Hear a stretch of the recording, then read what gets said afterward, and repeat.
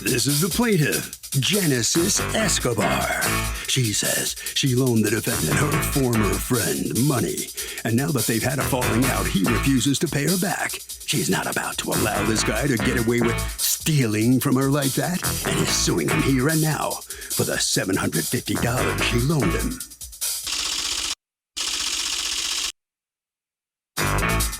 This is the defendant, Michael. He says he and the plaintiff had a thing for a brief period of time, and she gave him the money to play poker with the agreement they would share the winnings. Once they stopped seeing each other, she demanded he pay her back, and, well, here they are. He's accused of being a card shark.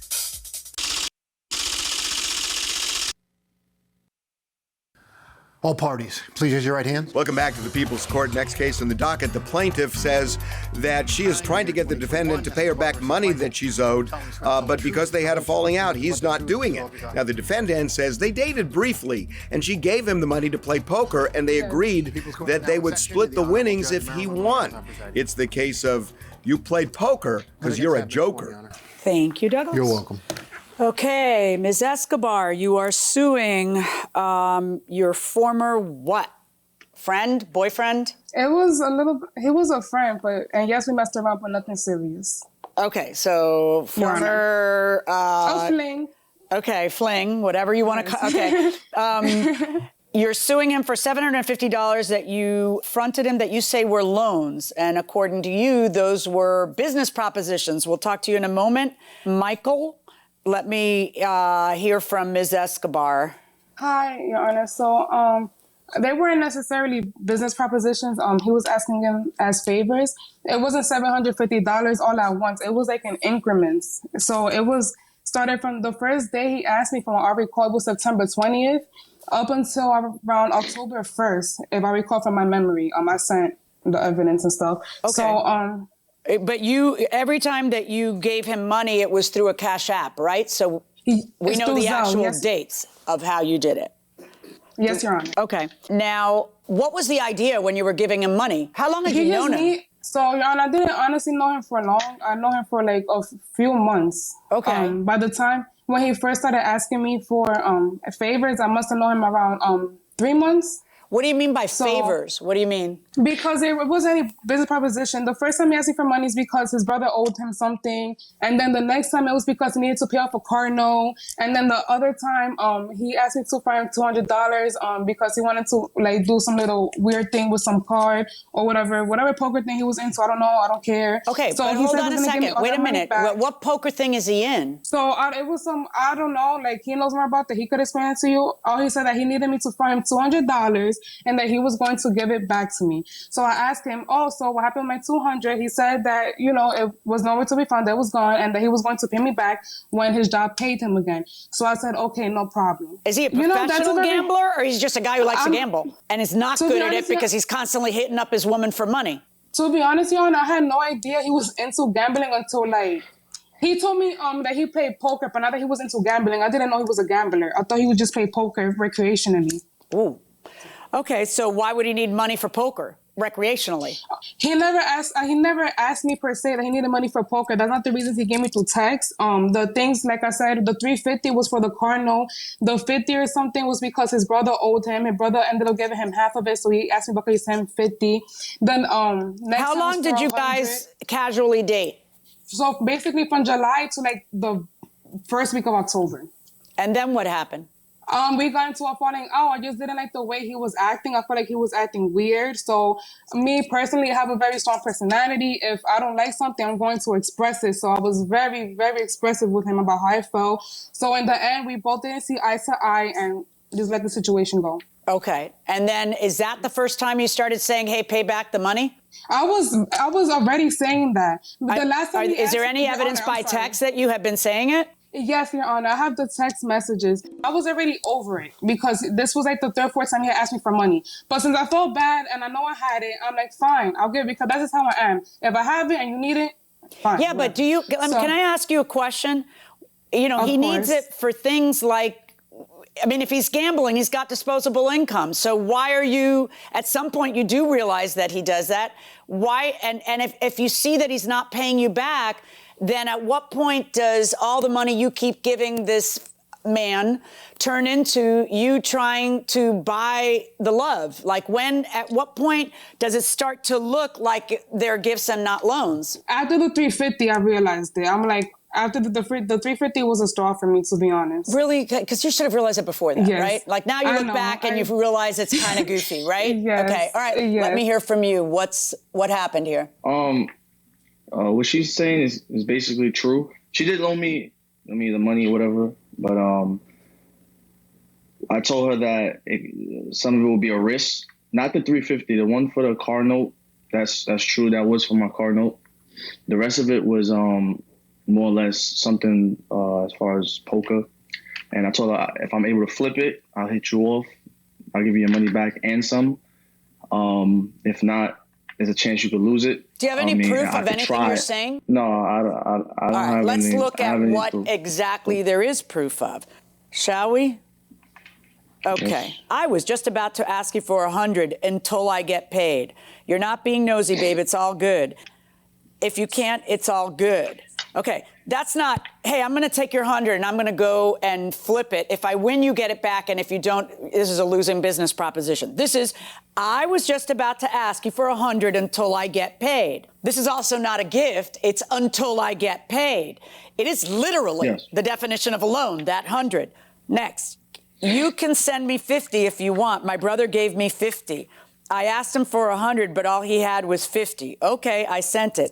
Thank you. I got you back when I get paid. But then you got paid and you didn't get her back, did you? No, did not. Right, because you had better things to do with your money than pay back the chump who was giving you money over and over. Well, okay. Well, she already knew what the situation was with us. That's why. What do you mean? What the situation was? What do you mean? As far as me having some issues, some financial issues, and she understood that. Whatever. Were you working? It's not like I left her on red. Yeah, I was working. Oh, okay. So then you got paid, right? When you got paid, did you give her the money that you borrowed from her? No. Oh, okay. All right. Because it's pretty simple, right? Babe, send me $150, please. It's to hold me down until next week. Okay, that's no problem. But like yesterday, I have to go back to the bank and put the money in. I mean, come on. Please go now, babe. I got you back next week. Did he get you back next week? Did he pay you the money back, darling? No, Your Honor. No, he didn't. Okay. Babe, I need this last fave from you. My check clears on Saturday, but my car insurance is due tomorrow. Please send me. Whenever am I going to see a text saying, hey, I got a business proposition for you. You give me $100 and I'm going to gamble it and see if I can. When do I see that? Because I don't see that ever. I just see you hitting her up for money all the time because you're always short on money. Why is that? Oh, I see. But all these loans are clearly loans. Every single one of them. Yes. So now you're telling me, there'd be evidence, but it's all verbal, so you're not going to see it. Right. Yes. Who am I going to believe? You or my lying eyes? And she asked you, you're going to have the $750 by the end of the month. I really don't want to bother you. I just want to know if you're going to have my money. And the silence roars.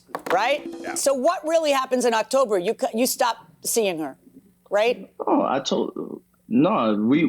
see, that's what I'm trying to explain to you. We stopped talking. It wasn't had nothing to do with the money. We just stopped talking due to our own personal things that was going on. When? I don't know.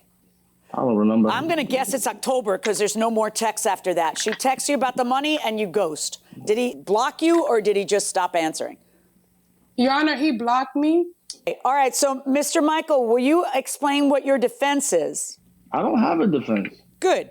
Because that's how it looks to me, too, that you don't have a defense. She's not sitting here telling you the truth as far as saying that some of that money was due to gambling and that I said there's a chance that you may not get that back. Okay, she's not showing you that. all I need is for you to prove that. I don't have any proof. Okay, so I don't have any sympathy. $750, verdict for the plaintiff. No problem. Thank you, Your Honor. No problem. So the defendant is very obvious. He says he has no defense, and the judge finds for the plaintiff. Michael, I must say, you're honest about it. No defense at all. So you got to give her the $750. What do you think? She showed what she wanted to show. She said what she wanted to say. I'll leave it as that, man. I really got nothing to say about it, to be honest. Don't you feel like you really took advantage of her? Congratulations. I took advantage of her. Don't you think you took advantage of her? Taking advantage of somebody. that's not telling the truth. It's not taking advantage of somebody at all. She wasn't telling the truth all the way, but I don't have proof to back that up. So, okay. All right. Well, he loses. He's a big loser here in the People's Court. Well, so, Doug, this is another case where if there's a dispute over whether something's a loan, a gift, or an investment, what you write after you send the money over is going to be critical. And here it was clear from the text that this was a loan. And those texts are king in cases like this. Childbirth stories. Did John faint? One easier than another? Natural? Fill us in. Well, we have 3 children.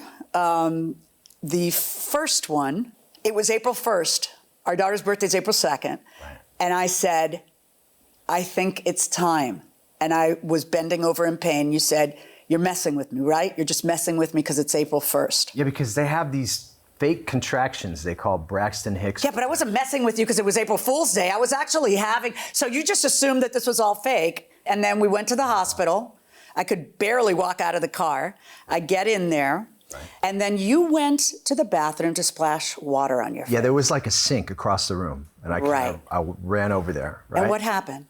I started to feel like I was going to faint. And all of a sudden, like the room started spinning and I started splashing water on my face. And then, of course, all of the nurses, the team of nurses came to assist me, to help me. Right. While I'm sitting Thank God there they were helping with a me. human trying to come out of my body. Right. But you couldn't take the fact that you were really going to be a daddy and you got weak-kneed and were falling on the tile. You were in labor and I was getting all the medical attention, right? And that was the first time I think it was real for me. I was like, oh my God, I'm going to be a father.